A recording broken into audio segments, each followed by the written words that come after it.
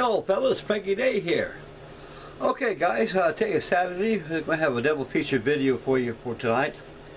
Starting out with this one, the topic of this video is going to be lost and found, another 2 more for the stash pile. Okay fellas, and the second video is going to be an update build report of my winter project on my RMS Lusitania. And she's starting to look like a Lusitania. So that will be shown right after this video, folks, so stay tuned for that. Okay folks, getting back to this video right now. I wrote down below in my finished basement, I call it the bosun locker, and I was kind of rummaging through a bunch of boxes I had down there. I got it looks like a post office down there, folks. Boxes of models all boxed up neatly, you know, and I went to about 5 boxes and ran across a bunch of kits I haven't seen in years. And I opened it up and I found 2 more classic gems of the past. And I went and got these out, and I was kind of puzzled. Where the hell I get these out, I wonder. Then it dawned on me. I got these at FW Woolworths, which is an old department store. Back in the days, folks, there wasn't no such thing as malls and such. It's more or less as a big old department store like Penny's, Montgomery Ward's, Sears and Roebuck. You know, but all these old department stores are slowly fading out because of internet shopping. And can't stop the wheels of progress. Anyway, I remember getting these early 1963. I remember I went to FW Woolworths. I came home from leave, and I've always bought my models and kits there. And so I ventured there one day on my leave in 1963. I ran across a bunch of frog kits, and Airfix kits, Airlines kits, Merlin models, a bunch of really oldies out there that virtually you don't see no more. Okay guys, in the beginning, I opened up the box. I found 2 more kits that have been locked away for years on end. And starting out with this one here, this is the Frog Airspeed Oxford. This is a good kit, folks. Yeah, this is the second time this thing's seen the light of day. And we'll go with the inbox review as fast as I can, and we'll go to the other one. Okay folks, right here is, on this kit here, is it shows you the aircraft itself in general, and for the paint schedule is, there's no paint schedule in the instructions. The only instructions they give you, folks, is you got to follow up here. You got to follow the paint guide that says painting the model. So this is your paint guide which you use, which is all yellow, indent yellow, with dark green over dark earth. That's probably the color schedule of this aircraft. Okay folks, opening up real quick.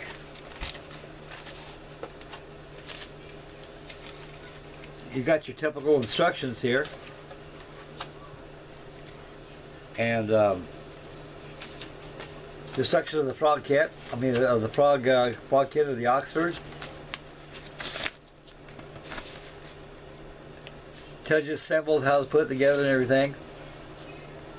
The instructions are very, very thin, folks, very thin. One thing about Frog, they always had real thin instructions. There you go, folks. It tells you, it's bilingual. I think it's in French and also in English. And it tells you the symbols, how this step right here tells you how to put it together and everything. On this side here, tells you the logos and everything, how it's assembled. Typical Frog instructions for an old kit, folks. And getting them onto the decals are very, very heavy side. They're good decals. As you can see, they're very pristine for their age. Very, very, very, very much thick too. And they got to be toned down by using decal solution. The kit itself is molded and silver gray plastic, actually gray plastic. And the parts of the kit, it's is unknown certainty, so I surmise about 40 parts or maybe perhaps less. No sprues though, there's only 1 sprue, folks, in this kit, and the rest are nothing but loose parts flying, just running wild in there. So I'm glad they put this in a paper bag, a plastic bag, to keep that from happening. The stand looks a little unorthodox, but they must have had a shortage of transparent frog stands, and generally frogs in the airline kits, they have the round clear stand, so they give you this one here, which is almost like a turquoise grain color. That's a stand for the kit. Okay folks, we'll get along with the next one I found, which was a time treasure.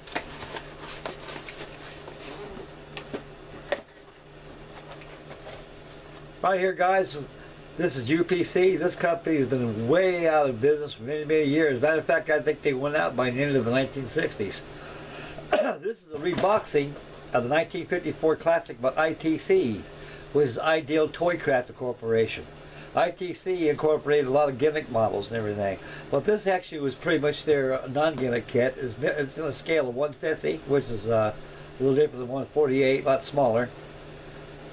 Anyway, so I can remember from the original 1954 release, it came with a diorama with a little basis hat on it, and you had crew figures around, and also they had a little dog right there too that was walking around there also, which is a very good feature for that day. So evidently when ITC went out of business back in 1959, this company here took over and got the molds, and the rest of the diorama and the other parts are, I don't know, the Lord only knows where they're at, but anyway, it don't come in this kit. I was kind of surprised about that. But anyway, this is the second time this thing the light of day. This aircraft right here has a lot of significance. This actually, the Martin M2 bomber. It was post World War I designed and built, and actually it was a test platform used for Billy Mitchell's proof of theory that battleships can be sunk by airplanes. And a lot of the militarists in the military, the Joint Chiefs, laughed at him, but this guy's nuts. Ain't no damn way an airplane could drop a bomb on a battleship and sink it. The battleship was the queen of the seas. Ain't no way. So he proved his theory. So he had a lot of observers on aboard the cruiser Augusta, and they were out there and they just watched the demonstration that Billy Mitchell performed. The subject of the matter was the captured German battleship, the Osterland, and she was about 624 feet long from stem to stern, and 46,000 tons. And she's a pretty good sized battleship and very, very strong. And he proved his theory, and it did, by using 2 bombs. And we dropped those 2 bombs on the Osterland, it sunk her. And the militarists and everything was scratching their heads, says, man, I never. And they were wondering what else he could dream up, which he did. He presented a court hearing one time with all the Joint Chiefs, trying to stress, he couldn't stress any further, we must build our military, upgrade our military status. If we don't, we can be attacked and we'll pay in blood. And the people and the Joint Chiefs and everybody and then the hearing board kind of looked at each other and said, who in the hell is going to attack us? And he said, Japan. They go, why Japan? Japan is a very dangerous country. After all, they defeated the whole Russian fleet in the Battle of Tsushima. That's how they got the Z flag. They proved to the world a nation to reckon with. They may be our friends now, but they're going to be our foes later. So therefore, they could be a threat to us. And he said, so what kind of aircraft? Well, I'm talking about upgrading our military. I said, in the future, we'll have airplanes that'll be going 500, 600 miles an hour. And they thought the man was a raving lunatic. So evidently the outcome, he got court-martialed and actually was booted out of the Army Air Corps. It's also stricken from his rank. The pension that he got, I don't know, but the man was very broken over that. But the man was a visionist. They got rid of him because he was a threat to military security. And he knew too much. And the man seen the world, how he's seen today, and he tried to do preventive medicine by upgrading our military. But we didn't. That's why it took the United States of America 4 years to defeat Japan, because we didn't upgrade nothing. We proved Billy Mitchell's theory came to true in reason. So that would be that. Okay, folks. And this kit right here, it's molded in green plastic. I opened it up last night.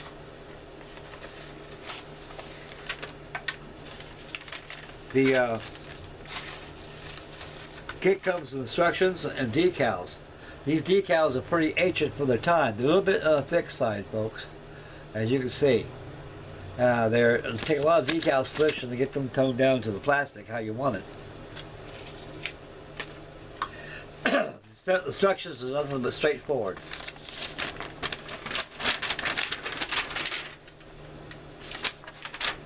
In the beginning, tells the history of the aircraft, starting out with the fuselage construction, not very much interior parts, but there's enough in there, so anybody who likes to do some scratch building, this is a model for you. Incidentally, I think Glencoe makes this too. I think I've seen that floating around one time. So there you go, that's the third reboxing from the original mold. Okay guys, getting to the parts. Back in those days, they always gave you stuff like this. This is called tissue. This tissue here kept the parts from breaking. And it was very effective too. It was just a nature way of doing things. Nowadays they bag and tag stuff.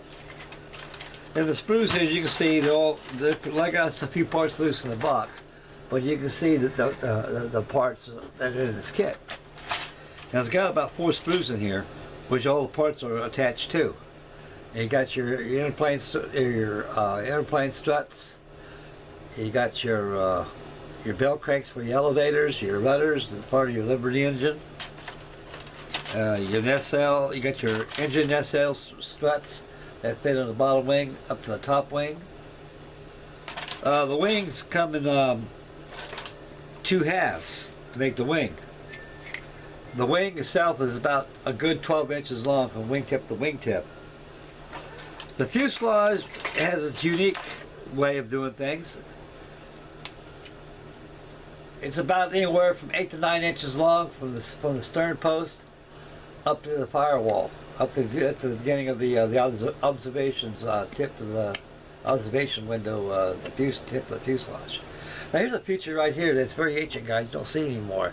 This is a mark of early plastics at its infancy. You can see the raised detail where the decals fit on there. Aurora did that back in 1950s too. And so therefore that way the modeler who builds this kit can always put the decals on there where they belong at, and they're all straight from the kit. Today, nowadays, it's an eyesore, so what a lot of modelers do in general, you just sand it off and just add the decals. Okay folks, this concludes the kit number 2. There's 2 more for the stash pile, lost and found. And this kit right here will go back in my stash pile where it belongs, where I have visual of it. And secondly, it's going to be used as a future group build. Maybe this year one of you good fellows out there can drum out early post-war aircraft. Okay fellas, that's that right there. That concludes video number 1. Lost and found, another 2 more for the stash pile. Okay guys, we're after this, so stay tuned for the update winter project of my RMS Lusitania. And we'll discuss how much is done and how much more I gotta go on it. And that'll be that. Okay folks, time for me to sign off right now. This is Frankie Day. May God bless and happy modeling, and please subscribe. And make Mama happy. We'll catch you guys in the next video. Bye fellas.